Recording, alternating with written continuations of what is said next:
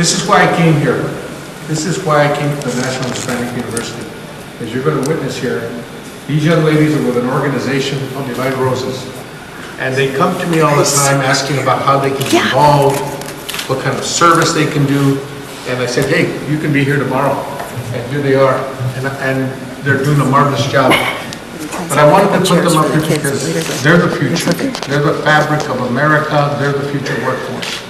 Dr. Roberto Cruz, 30 years ago, had a vision of the National Hispanic University. A vision that would change things in higher education and change the paradigm. Why? Because too many of our students were not succeeding. And it was an honor the other day to hear from Alejandra, who's right here. She was telling me about her challenges, and she was saying, I found a home here at the National Hispanic University. And I told her, Hija, that's why I came here. That's why I came here. To create opportunities like that. And you know what Dr. Cruz's vision? It's gotten bigger. The challenge has gotten bigger. We are 50 million Latinos in the United States. That's 1 in 6. But the most interesting number is the number under 25. We're 1 in 4. In the elementary schools today across this nation, we're 1 in 4. In 40 years, we're going to be 1 in 2. So this group, they're going to be the leaders. Well, maybe I'm not around 40 years from now, but they're going to be the leaders making some things happen. Just like the leaders that are here today that have continually made it happen in the last 40 years, 50 years. And that's why when Gretchen and Herman came to me and said, we want to do something, I said, let's do it. Because the university was created for community service, for educating our youth and making sure that they get back and that they give and that they make positive things happen. And that's what's happening. So I can reassure you all that have not been here, that have not heard about the university in a while, or that knew Roberto Cruz 30 years ago, 20 years ago, or 40 years ago when he was Babel, the vision is still alive. And we're making a difference. We have about 1,000 students on this campus. We have about 100 students online. In the last 4 months, we've gone online with a business program and our education programs. We have 100 students across the United States. When we opened that program up, and we had students coming in from North Carolina, Florida, New York, I said, we are the National Hispanic University. And that's why Dr. Cruz named it the National Hispanic University. He envisioned 20 campuses across this country.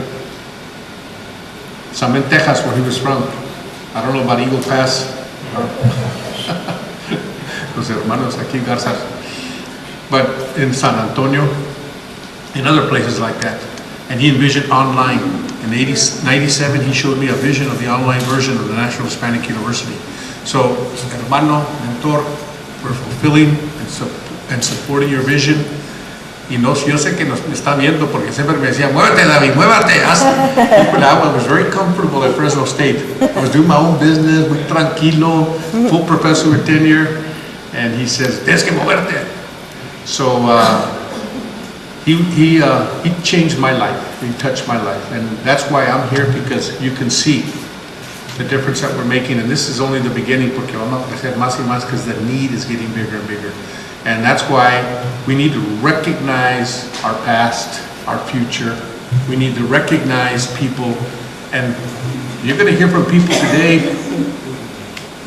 that have set a foundation for the rest of us, like myself, to stand on shoulders y para ver poquito más. And the young ladies behind me, I hope to be another part of that base so that they can stand y ver mucho más. That's the leadership that we need in this country, and that's what we're doing here at the National Hispanic University. Por eso me da tanto orgullo to welcome all of you to the National Hispanic University and meet some of our students. I hope you get a chance to meet them. Thank you very much, Gretchen. I hope we're going to have a wonderful day.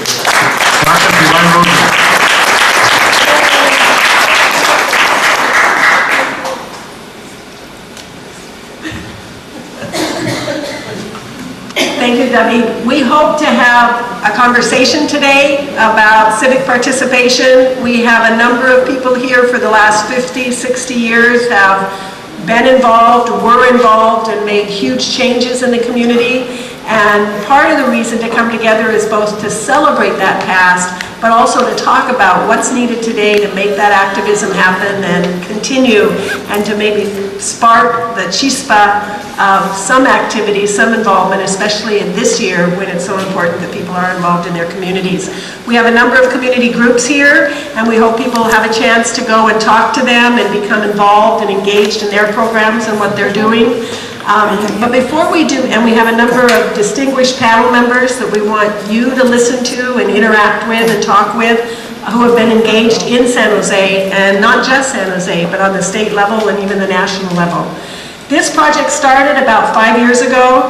There was a leadership team of 4 founding sort of members. I'm really pleased to say 3 of them are here today and a part of this. Herman Gallegos, Herman, who you'll hear from and see, and we should give Herman a special hand. Herman was the first president of CSO in San Jose, correct? He also went on to become one of the co-founders of the National Council of La Raza and the first executive director, correct?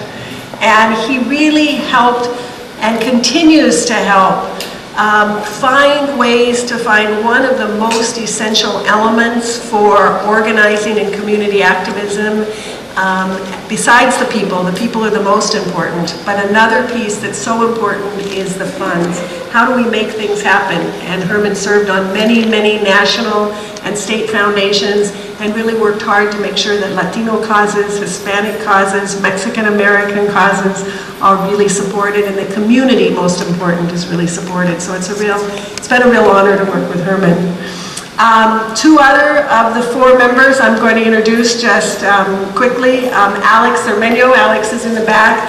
Alex is going to help he's going to raise his hand there or stand up or something. Alex is going to have a roundtable discussion in the back in a little while after our conversations here to talk about models of organizing, models of activism. And we hope you join in, get your lunch and go over and join in and have that conversation. We'll have a recorder and then we'll come back and talk about it afterwards. Both models from the past, but also models from the future. And then I just want to introduce another member of our original team. He hasn't been as involved in this event, but he's come to be a part of it, and he's been a great joy for me to meet in the CSO project, and that's Luis Arate. And Luis right there back behind that.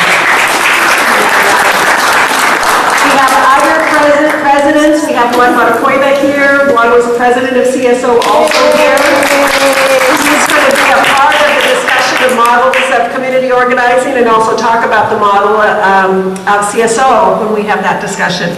But we've also brought, for students and family members and others, we did a conference at Asilomar about 4 years ago.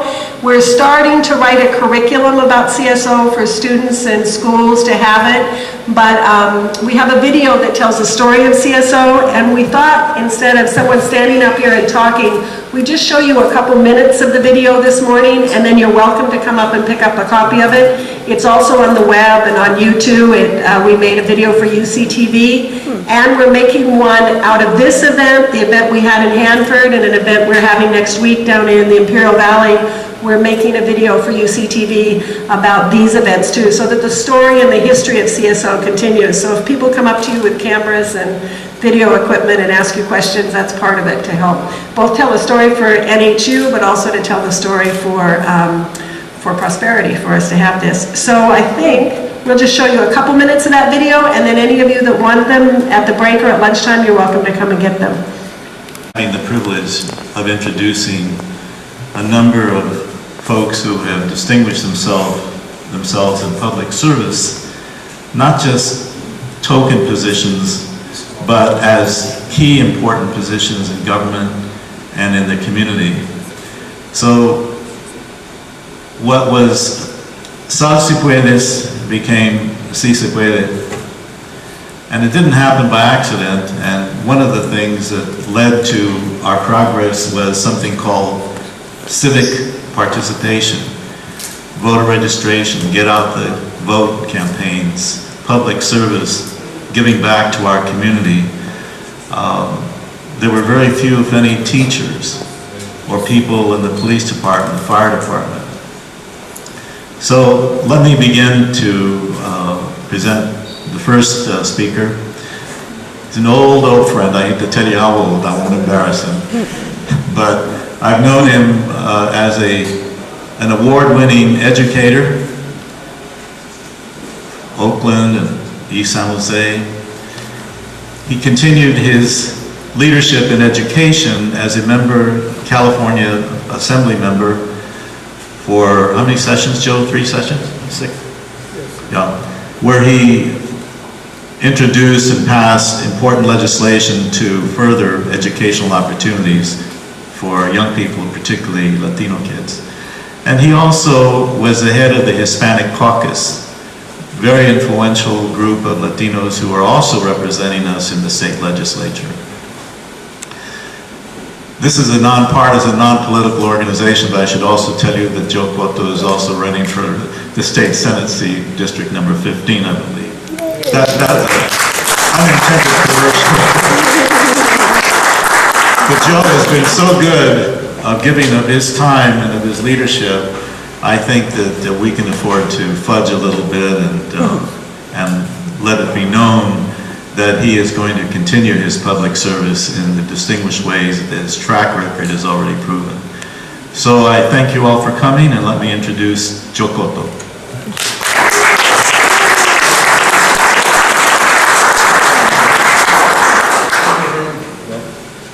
Thank you very much. Good morning.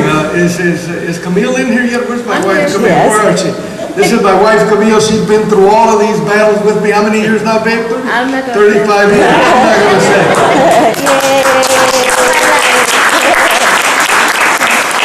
I want to share some initial thoughts and then tell you about why I think that this election and every subsequent election is so critical to Latinos and in the state of California. Let me first compliment Herman and this project for doing this project, for reminding ourselves and celebrating the work that has been done by many Latinos up and down the country. When I was 29 years old, I was a teacher in the Oakland schools, and they asked me to go and teach a class at Cal State Hayward, it was called then, Cal State East Bay now, in the Mexican American Studies department. And so I would drive every day after work from being a teacher, and I would go up there and teach a class of young Latinos at this point who were going to college. And I remembered that in preparing myself for the class, I went and I read any number of books, one of which was North from Mexico with Carrie McWilliams and others. And I would write, I would take the information from the literature and I would identify people that I thought were extremely important for young Latinos to know about. And I would start my class by asking them to identify Latino leaders, Chicano leaders who were doing work up and down the state. And I would do this always on the first day. And every single one of the papers that came back would come back blank. The only person that they could recognize and identify was Cesar Chaves. And they didn't know the connection between Cesar Chaves and Larry Itliong and the 600 Filipino farm workers who merged with Cesar to form the Farm Workers Union. The only person that they recognized. Fortunately, I'd had the opportunity because of Herman Gallegos, who organized the Southwest Council of La Raza. I was one of the 6 board members. Again, I'm 31 years old. I was one of the 6 board members from California who met with 6 other board members from Texas and 2 other board members from New Mexico and 2 other board members from Colorado, and then some at-large members from across the country, including Julian Zamora, who was then a professor at Notre Dame University. So here I am, a young man, going to these meetings, these board meetings with these smart, experienced Latinos, Commissioner Albert Peña from San Antonio, Texas, from Bexar County, and looking at how do we form a national organization of Chicanos to focus on social justice, to focus on economic development, and to focus on education. And it was then when we would hold the meetings, again, Herman was the executive director, The Maclovio Barraza from Arizona was the chairman of the board, and they would fly us to different parts of the country. We would fly to New Mexico. Imagine a little 30-year-old kid just out of Miami, Arizona, a copper mining town with 2,400 people in it. All of a sudden getting on a plane and flying into New Mexico. And while you're there, they're telling you stories about Reyes Lopez Tijerina, who had organized the Alianza de Merced to try to focus on land grants and how Chicanos had had their land grants taken from them in New Mexico, and learning about how he had conducted a raid on a county courthouse in the Tierra Maria, I think it was called, in New Mexico. And then Herman would then organize the next meeting in Texas, and we'd fly to San Antonio and have a board meeting, and there, of course, the focus would be on Jose Angel Gutierrez and La Raza Unida Party, and how in Crystal City, Texas, they had gotten elected several Latinos to the school board and to the city council for the first time in the history of Texas, and how that was just so very significant. Then we'd fly to other parts of the country and we'd have meetings to learn about, we heard, of course, about Corky Gonzalez when we went to Denver. Rudy Corky Gonzalez, a former amateur Golden Gloves fighter who was organizing the Crusade for Justice and trying to get more Latinos elected. So it has a long history. So I think by organizing this conference and conducting these meetings up and down the state to remind ourselves of the actions that have taken before us and the leaders that have done a lot of great work, that who could forget about Bert Corona and his work with the Mexican American Political Association. I mean, he gave his life to the whole initiative. So I just commend you, Herman, for leading this project, for making it happen. Now, I believe that if you read all of the literature now that's coming out from the national news media, you know, they're now saying that a Republican will never be elected president unless they get a significant 70%, I think they say, of the Latino vote. Republican will never get elected again, they say, in the history of this country, unless they get a significant portion, and I think they talk about 70% of the Latino vote. And then they write about the fact that every month 50,000 Latinos turn 18 years of age. Citizens, American citizens, turn 18 years of age and are eligible to be registered and encouraged to vote. And then they write about the fact that 600,000 former immigrants are becoming citizens in this country. Every year, 600,000. And they cite how this is such a powerful and emerging and will be the most significant voting bloc for the next 10 to 20 years, and that's Latinos. Then you read, of course, about the Public Policy Institute, and they tell you that that's not going to make any difference. They say that even though we are in California, soon to become 2/3, if you combine the Latinos and the Asians and the African Americans, we will soon be 2/3 of the population in California, but will only be 1/3 of the voting population because of our low voter registration levels. And because we're very, very young as a population, average age 26. So we have a lot of work to do.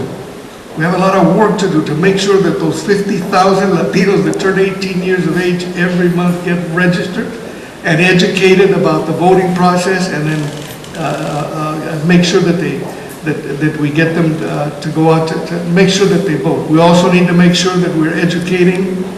Who wants me to cut it, right? Wants me to educate. So anyway, let me just suggest that the Latino caucus in the state legislature has gone from 27 members to 21 members, just in a span of 2 years since I've left.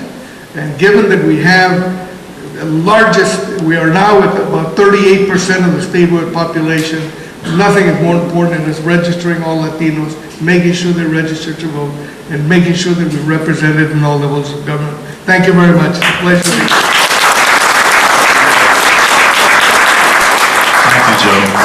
one of the issues that we faced in Covarrubias some years ago was lack of recreation for our young people.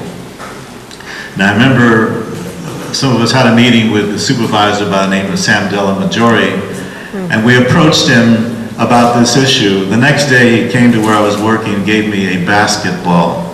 That was to take care of the problem for the whole region.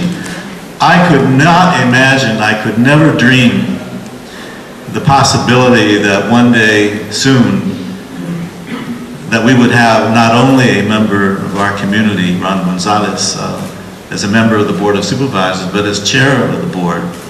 I would never dream that we would have a mayor as early as we did. It just seemed like an impossible dream. I remember my father, Leo Sanchez, running for city council. He did poorly, but he gave it an old college try because we didn't have enough people registered to vote. Ron Gonzalez served on the city council. He was a city council member in Sunnyvale. Had a very distinguished record of service in the private sector. And beyond that, became a member of the Board of Supervisors, became a mayor. So we need to continue to remind ourselves that he's still mayor in our minds. So I'm very pleased to introduce someone who is continuing his public service, but in a different way, as a leader and person who is pushing the idea of philanthropy, where we raise money for our own causes and for the improvement of the community. So it's my privilege to present the Honorable Ron Gonzalez. Ron.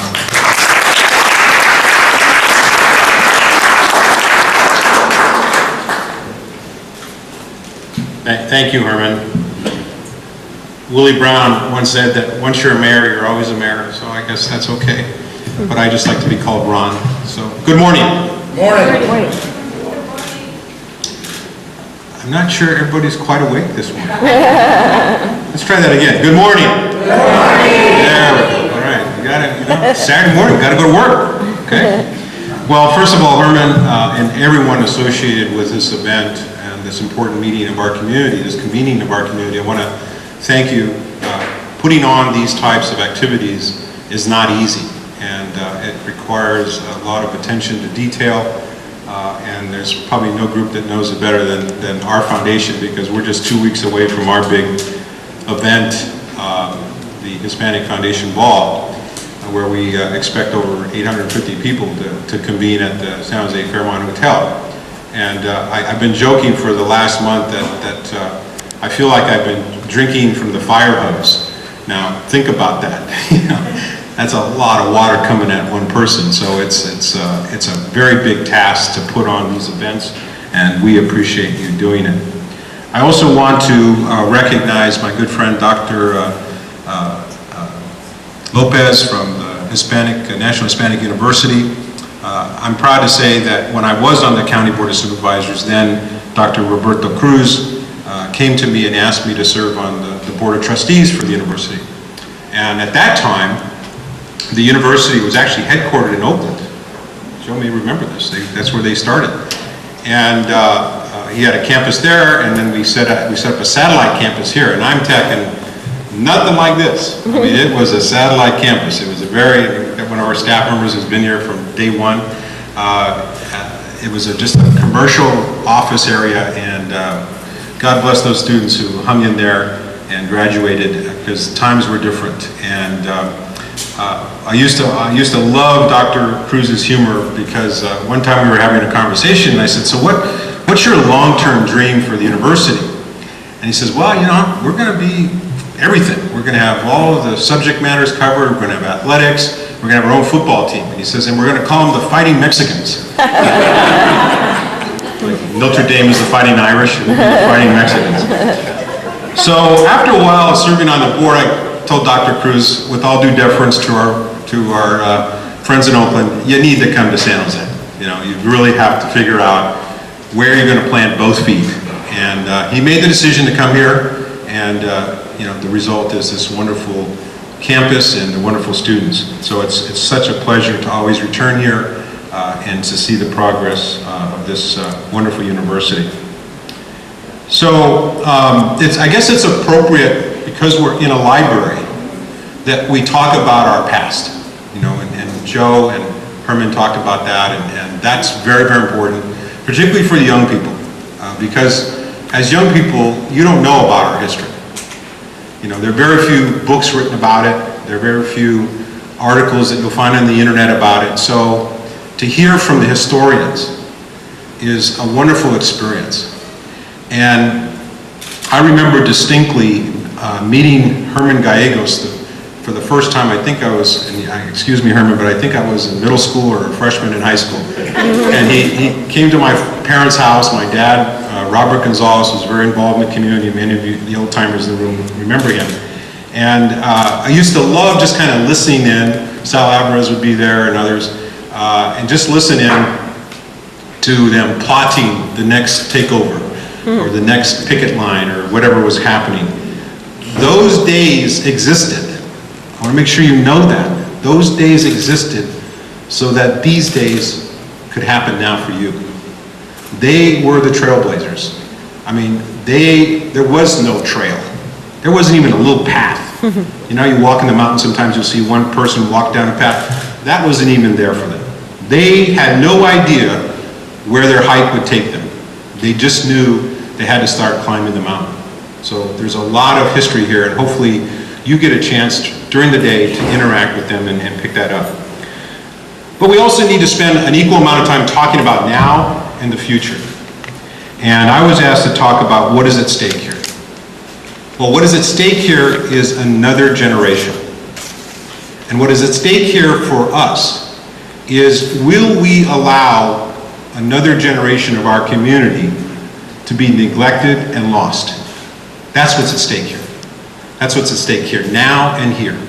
Whether it's Silicon Valley, San Jose, Salinas, it doesn't matter what part of California or the country. These questions are being asked everywhere in our community throughout the country. And rightly so, because there's gaps, all kinds of gaps. So let me just share some thoughts about this place we call home, Silicon Valley. You know, this region's always been about the future, at the cutting edge of both new technologies and new ways of doing business.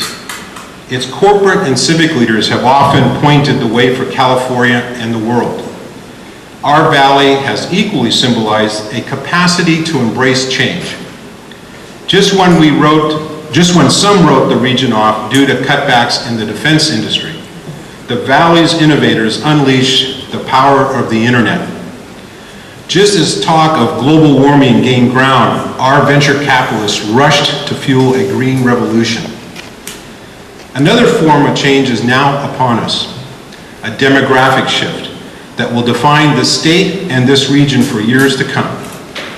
The region's Latino population, growing not so much by immigration as by the steady increase of a homegrown second generation, will be the valley's largest single population group by 2040. Now I notice I didn't say the largest minority group, I said the largest population group. We will outnumber Caucasians in Silicon Valley, Santa Clara and San Mateo counties by 2040. So the question for our valley's leaders will not be whether this will happen. The experts tell us it will, but rather whether the coming generation and transition will make for a better future. The statistics offered in the first ever Silicon Valley Latino report card that was researched and published by our foundation offer both reasons for hope and cause for concern. On the plus side, our valley's Latino population is younger and has a higher rate of labor force participation than its non-Latino majority. The reading proficiency of Latino third graders has been on a steady rise, while the rate of Latina teens giving birth is on a steady fall. Latinos are also more optimistic than others that prosperity will return. And perhaps to the surprise of some, Latinos are more concerned than non-Latinos about protecting the environment and thus maintaining the quality of life that helps the valley attract and retain the world's best talent. But the challenges are easy to see and hard to avoid. The higher levels of attachment to the labor force are not matched by higher incomes. And Latino workers and homeowners have been especially hard hit by this recession. The education outcomes after third grade are dismal. Silicon Valley Latinos are far behind others on 8th grade algebra proficiency, key to the sort of jobs at the heart of our valley's economy. And the college readiness rate of Latino high school graduates is about half that of non-Latinos. Overall, about half of non-Latinos old enough to be working have a bachelor's degree or higher. Only about 15% of Latinos can say the same thing. And while education is one key area for improvements, Latinos also have higher rates of obesity and diabetes, tend to live in environmentally stressful areas, and immigrant Latinos in particular have a strikingly low rate of health insurance. As a result, the report card is the sort you might hide from your parents. A few B's, but too many C's and D's. The problem is we can't hide from our future. And the newest challenge for our valley is how to apply its tradition of innovation to improve the outcomes for what will be its most significant demographic group, our community. We know change is possible. The Latino report card points to the effectiveness of kindergarten readiness programs for Latino youngsters and the significant improvement in the insurance coverage for Latino youth since 2001 is at least partly due to the community-initiated Children's Health Initiative in Santa Clara County. So what's next? Dedicated efforts to reduce the Latino dropout rate, encourage exercise and health, and improve job training and mobility among the many possible strategies that flow from our report. These and other efforts should be the focus of our community's leaders and allies as they develop a concrete agenda for the 21st century. But most important is developing a shared understanding that this is not a report card about the special needs of a special interest community. Instead, it is an attempt to shine a light on what the region will need to do to thrive in the future years ahead. We can make progress, after all. When has Silicon Valley accepted what is rather than what can be? But to truly move ahead will require all of the region's actors, business, civic, and community leaders working together for one valley, one people, and one future. So what's at stake here? It's this generation of young people in this room, from this young girl right here to those older young ladies over there.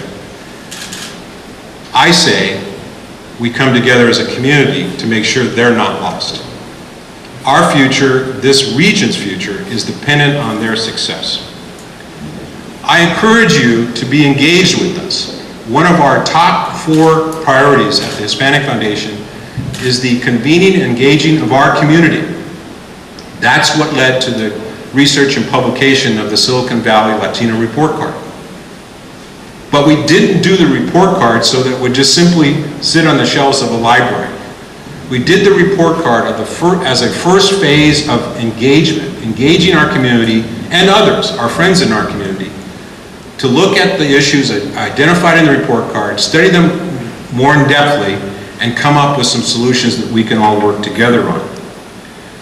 We pursued this goal because we believe our community is not engaged in the greater society of Silicon Valley at the levels that represent our percentage of the population. If I can give you an analogy, if we are at a football game, the Silicon Valley is the game being played on the field. And right now, we're the fans in the stands. We're observers, not participants. We are not helping move the ball down the field. We believe at the Hispanic Foundation of Silicon Valley that if this region is to prosper, and if our community is to prosper, we can no longer stand or sit in the grandstands. We have to get on the field with education, with health, with housing, with financial stability, with environmental issues, and become engaged in this region.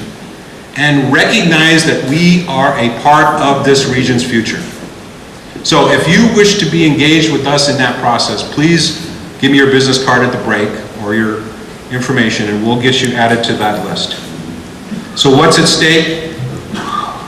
Everything. And it's not just the Hispanic community. As goes the Hispanic community, will go Silicon Valley. We are the tide. And if we do not, as a region, not just as a community, as a region, if we do not raise that Hispanic tide, the boats will not rise with it. Not just our boats, the entire region's boats. We will be 38% of the population by 2040. I say, don't wait to 2040 to take action. Join us. Thank you.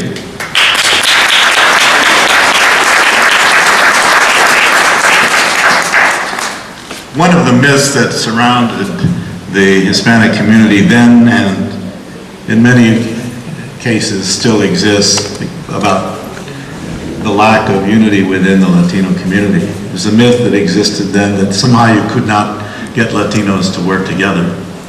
Well, that fallacy was broken a long time ago. At the Council of La Raza, we brought people across state lines who did work together and have worked together ever since. One of the things that has happened here in the Valley has been the formation of the Roundtable, which Mr. Garza heads up. Mr. Victor Garza has been very active in so many different organizations. I would take all of his time just introducing him. But suffice to say, he's gotten many awards for public service. The Roundtable is made up of many organizations in the Valley that get together to look at ways of improving cooperation and of improving the live stream of this community. May I present to you Mr. Victor Garza?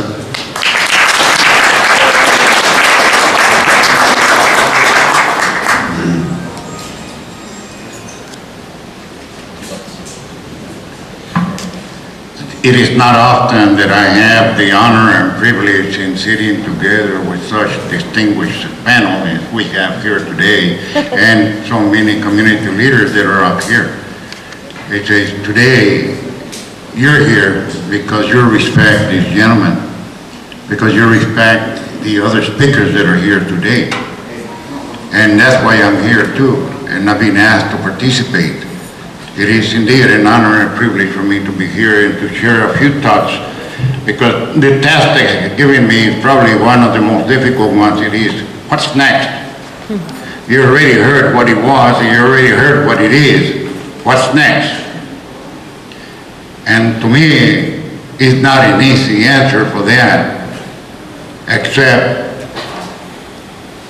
throughout my years, I have focused in education. To me, I believe that the education is the most important thing that we can do, is to provide an education to our kids and to our families and our parents, our friends, because to me, education is the key for economic success, as well as developing knowledge and being able to learn how to deal with problems in the community. I see two people in this room that marched to Sacramento in protest of the education that our kids were getting in 1972 and in 1974. There were two marches that took place during that time. My brother Humberto was on one of them, and Dr. Ramon Martinez was sitting here as well. I don't remember seeing anyone else.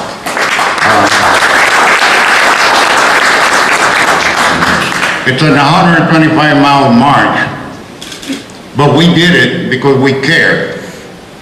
And it was during the break at San Jose State University when we had 1 week, and we spent that week marching to go to Sacramento to protest the education our kids were receiving. Unfortunately, my personal feelings is today it's worse than we had in those years. Today it's worse because the expense that we had at that time was something that a legacy that Pat Brown left. We were recognized as the #1 state in the union that would be investing money to educate our kids out of the 50 states. Today we're either 48th or 49th, we're at the bottom. We're spending more money keeping our kids incarcerated and people in prison At juvenile hall alone, we spend $100,000 per child. Yet we spend $5,000 to educate a kid per year as well. Our priorities are in the wrong place. La Raza Roundtable has been at the forefront fighting that, and we continue to fight that. We have brought that issue to our friends when they were in office, and we have brought that issue to the other people that are currently in office. But it didn't matter to them. It would go in one ear and out the other. We developed a relationship with Harvard and with Stanford University. They came in and did a study to tell our elected officials and our community leaders the same thing we've been telling them since the 60s. Finally, they began to listen, and we began to organize the leadership in there. And now we meet on a regular basis with the chief probation officer, with the chief of police, with the district attorney, with the Department of Social Services, with county exec, with the mayor, some city council members, the city manager, and we meet with all the stakeholders, including the judges, to create change. We have lowered the number from almost 450 to 500 kids in juvenile hall to about 150 today, and yet there are too many in there. Yes, there are some that belong there, and they should be kept there, but there's many of them that should not be there. The schools are using a zero tolerance policy to kick our kids out of the schools. On the west side, you can break somebody's arm or hurt somebody, and they don't call the police. They don't arrest them. Hey, it was a minor disagreement. On the east side, if you shove someone, they immediately call the cops on these kids, and then they put them in juvenile hall. It's a disgrace, and many times it's our own people. So I'm glad that Governor Brown passed that bill recently that hopefully will help us keep a lot of these kids from being kicked out of schools and educate them, because that's what we need to do. In regard to empowerment of our people, we need to empower our people. We need to empower our youth. Did you guys notice that all the people that were standing here, the young people, were all women? Did you guys notice that? Yeah. Didn't it make you women proud? Yeah. There was not one guy, not one male. Okay? And I go tell that to the students at San Jose State University and Evergreen Valley College and wherever I'm allowed to say a few words. Because I recently had a meeting with the president of San Jose State University, which I'm one of his advisors, and I work closely with him. 42% of all the Latinas that are going to San Jose State University are graduating. 42%, that's great. We still got a little bit more to do that to be equal to Asians and whites. But we're moving in that direction. Disgracefully, about 22% of the males are graduating. It's sad, but it's happening. And I tell these young males in the classes and wherever I can find them, if they are those kind of macho guys, they better get over it, because they're going to be working for a woman. Okay, because women are the ones that are graduating. Women are going to be the future of the Latino community. Women are going to be taking over.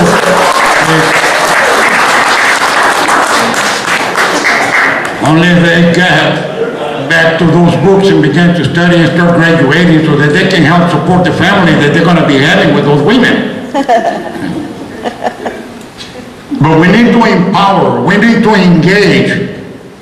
La Raza Roundtable has been doing that for a long time, but we got a long ways to go yet. We bring in youth to our meetings on a regular basis. We need a lot more. We need to expose them into the real politics, not what you read on textbooks. The real politics are taking place in La Raza Roundtable meeting at City Hall, at the County Board of Supervisors, in the school districts, at the schools. That's where the real politics are taking place at, in the community meetings. We need that. But we need to bring our kids there so they can be exposed to that. We need to educate them. We need to tell them how important it is to get them to get voting. We need to vote. We need to get our people there. I want to thank you all for being here on behalf of CSO. Thank you so much. There's one person I wish to acknowledge that has not been acknowledged, that to me was one of my local heroes, is Dr. Ernesto Garza. Thank you so much for your time.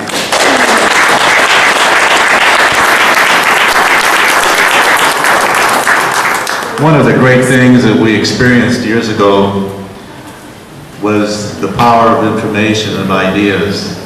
We had the blessing of enjoying the leadership, the guidance of Saul Alinsky, a radical, Fred Ross, Father Don McDonald from Our Lady of Guadalupe, and other persons of influence who shared with us ideas about how to bring about change in a peaceful, nonviolent manner.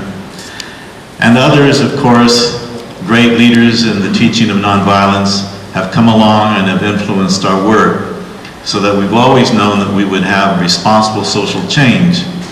And that didn't mean that because we were pacifists, that we weren't going to bring about effective change.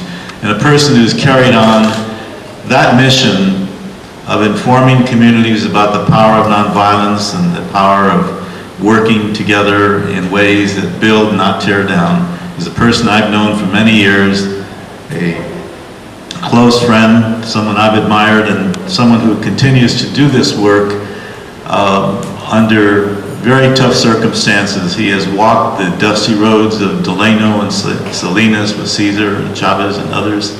He continues to do wonderful work. I'm glad I'm having a chance to see him other than at a church where he's officiating at a mass. I've seen him bury more people, and I'm glad that he's here in person. I'm glad I'm here in person, and he's here to celebrate this meeting. Sal Alvarez, Deacon Sal Alvarez.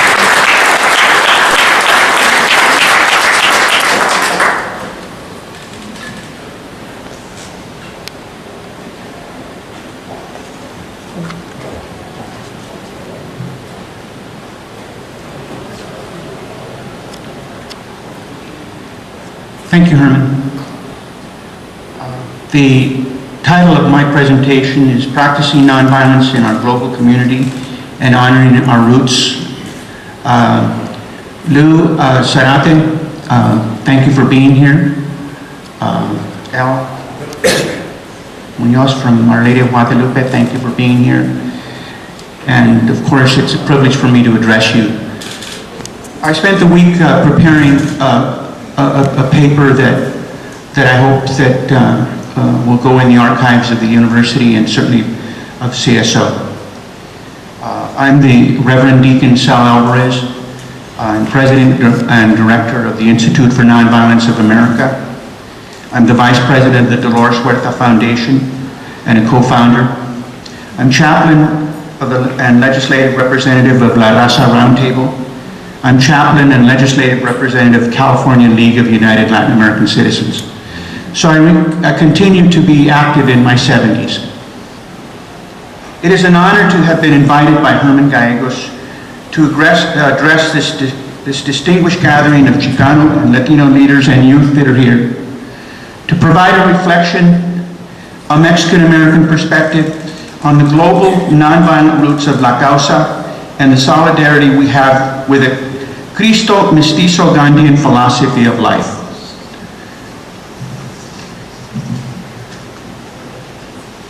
It was Herman who helped me get into UC Berkeley's Graduate School of Social Welfare in 1964, who recommended that I testify on welfare reform before John Gardner, the U.S. Secretary of Health and Human Services, at President Johnson's Cabinet Committee on Mexican-American Affairs held in Arizona in 1967, who recommended my appointment as Executive Director of the Western Regional Office of the United States Bishops' Committee for the Spanish-speaking in 1968. Representing the bishops, the first thing I did with Monsignor Gerald Cox was to travel to Lino to meet Cesar Chaves. Cesar urged us to get a priest assigned full-time in the Union because after 2 years of the strike, there was a threat that the workers would turn to violence. We did get the Franciscan priest Mark Day assigned. Months after we met Cesar, he began his first fast that lasted 25 days to prevent violence and end conflicts among the leaders of the union. It was the basis for a relationship that led me to become a trusted special assistant to Cesar. He subsequently appointed me legislative representative of the United Farm Workers in Sacramento and during the 1970s, and Washington, D.C. during the 80s, and again in 1996 for the welfare reform struggle to fight for food stamps for farm workers. I also served as liaison to the United States Catholic Conference of Bishops in Washington, D.C., and continue as a liaison with the California Catholic Conference of Bishops and the United Farm Workers. We all are honored by what we did and continue to do to support the farm worker movement. This week, the mayor sent letters urging the governor to sign 2 heat bills that would make it a crime for growers and labor contractors to not provide shade and water in the fields. 18 farm workers have died recently from heat in the fields of California. It is important to acknowledge that this present-day farm worker movement and the Mexican-American civil rights movement, the Chicano movement of the 1960s, had its roots in Sal Si Puedes, here in East San Jose. It was where farm workers lived, where we worked in the summers in the field while going to James Lick High School and other schools, where farm workers migrated regularly from Lino and other parts of the state during the 40s and the 50s. And in a recent interview with Luis Valdez, who was born in a labor camp in Lino in 1940, he recalls that over a decade, his family migrated to San Jose until they settled in 1953. Our family migrated from Santa Maria, where I was born, in 1940, where both my parents were farm workers. Likewise, the Chaves family migrated to San Si Puedes too. Working conditions in the fields here meant poverty wages and el cortito, the short-handle hoe. Discrimination was abound for those who worked in the fields and those who worked in the canneries or any other job for that matter. They were the conditions when CSO was organized by Herman Gallegos, who served as its first president, and Cesar Chaves was elected vice president. And they were trained by their mentor, Fred Ross. Recently, Arturo Rodriguez, president of the United Farm Workers, came to San Jose where he echoed the words of Richard Chaves, "It all started here," referring to the historic farm worker movement. In this regard, the National Park Service resource study on Cesar Chaves and the farm worker movement has acknowledged that McDonald Hall is worthy of national recognition.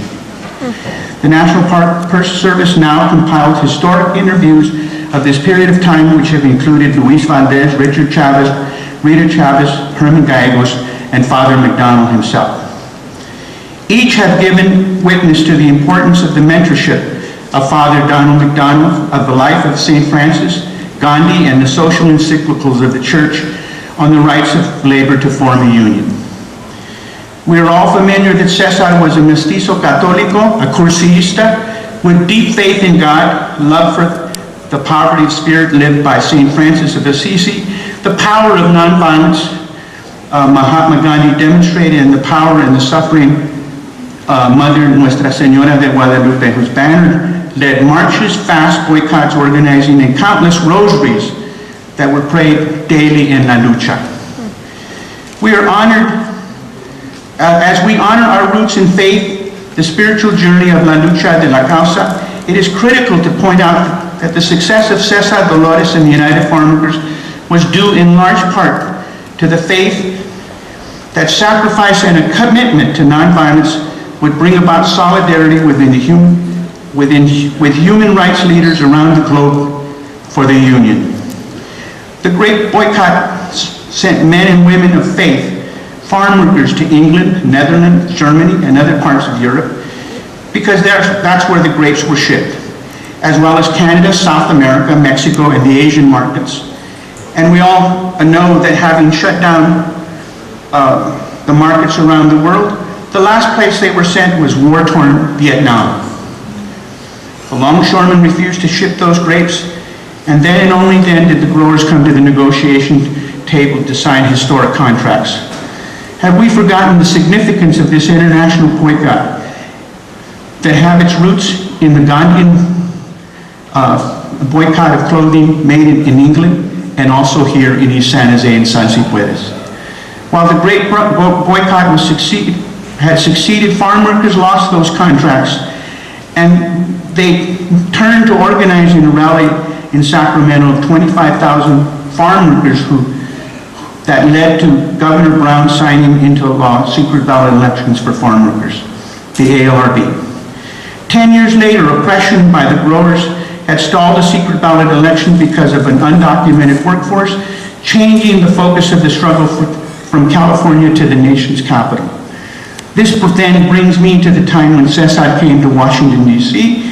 to meet with Senator Moynihan and Congressman Howard Berman in 1985. I was the lobbyist for the United Farm Workers in Washington and greeted Cesar and Dolores, who led the negotiations that granted legalization for 1.4 million undocumented farm workers as part of the Simpson-Mazzoli Bill, IRCA, of 1996. In the midst of this fight, Cesar said, "Sal, we need to go to the picket line to protest against apartheid in South Africa and get arrested." Soon after this victory, Congressman Howard Berman, a prominent Jewish leader in the nation, whom I had worked closely with in Sacramento too, obtained an invitation for me from the American Jewish Committee to visit Israel and the West Bank to look at the Israeli-Palestinian conflict.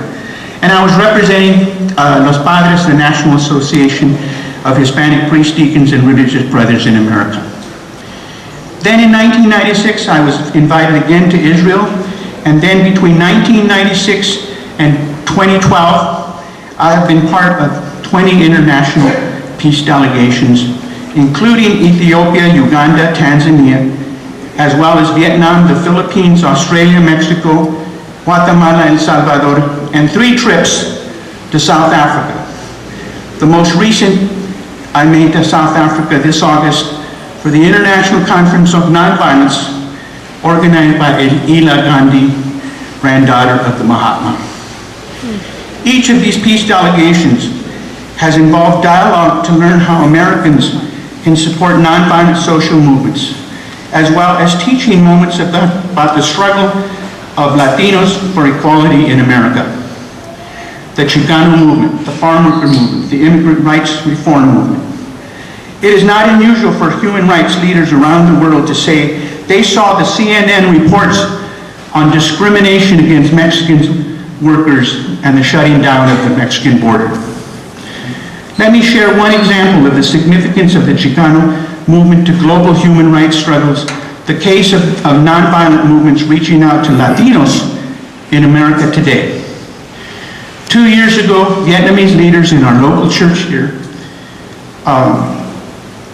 met with Monsignor John Sanders, pastor of St. Francis of Assisi here in East San Jose, to ask for support for the Vietnamese human rights leaders in Vietnam.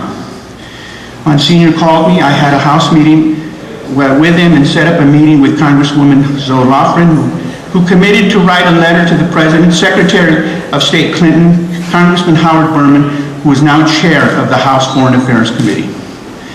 I was subsequently invited to Hanoi to meet with Archbishop Joseph, who was very clear. He said, "I have gone to Mexico City to pray to Our Lady of Guadalupe, and I have been in Washington to defend the human rights in Vietnam. And I know the importance of the Congressional Hispanic Caucus and Latino civil rights organizations." And he said to me, "We need your voice, help us." And I met with Congressman Berman on this matter, just as I did following my visit to meet Bishop Samuel Ruiz of Chiapas, Mexico, who asked for help from Mexican-American civil rights organizations. The implications of this global experience, going back to our roots, for Latino civil rights organizations and Hispanic serving institutions of higher education are significant.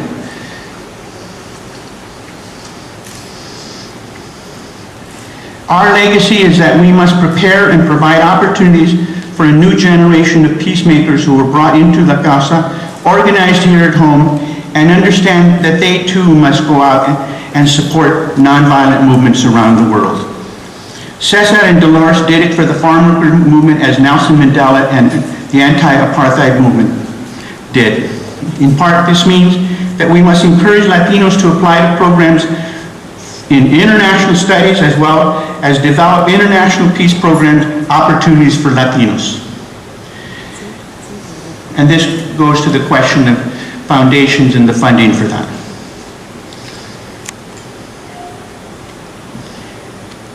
I want to thank Herman, a devout Catholic, for drawing me into the movement as a young adult, and for the founding of the Southwest Council of La Raza that grew into the National Council of La Raza, and the work that he did in his assignment with the United Nations, traveling as a Mexican-American diplomat to Latin America.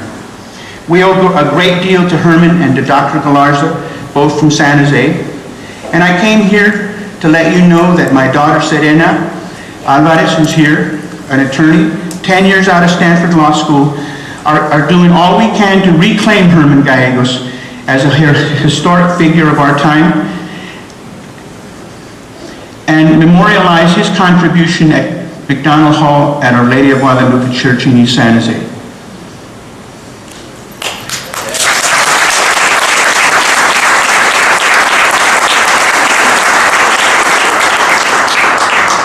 I am honored to have been given this past year a papal Human Rights Award from Pope Benedict XVI. I know that I would not have been given this award had it not been for Herman, who opened doors for me.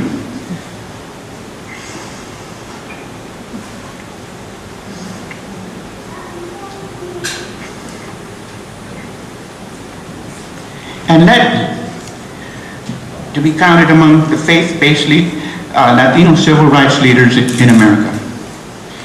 It is an honor to be a Mexican-American diplomat from East San Jose, where I have lived all my life. As a member of the Eisenhower Ambassador Program, International Association for Conflict Resolution, and International Association of Non-Violent NGOs, nonprofit entities based in South Africa. Thank you again for this opportunity to provide a mestizo global view of nonviolence that can be traced to McDonald Hall, essentially the roots of our faith in a redeeming creator who has uplifted prophetic voices of our time eternal and inspire us to organize peacefully for equality and human rights, remembering that we are all co-creators in building the kingdom of God. May God bless us with his grace and compassion for the poor. Bless the National Hispanic University. Bless all leaders who founded and continued the CSO in San Jose for 50 years. Bless the National Council of La Raza, founded by Herman, a true American icon. Gracias, que Dios los bendiga, hermanos y hermanas en Cristo.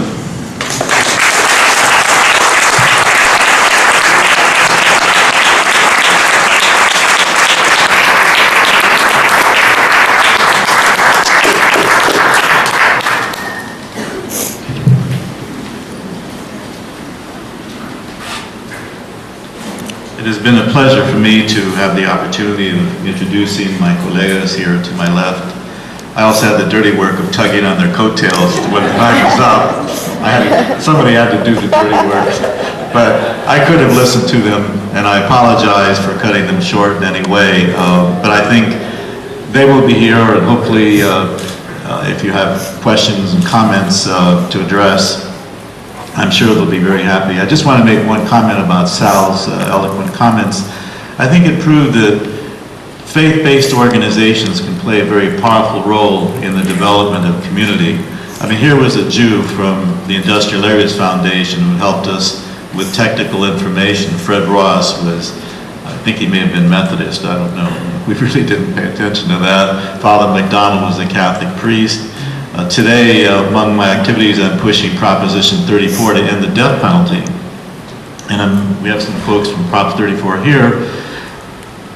But the thing I wanted to make about that is the California Council of Bishops have come out in support of Proposition 34 to end the death penalty.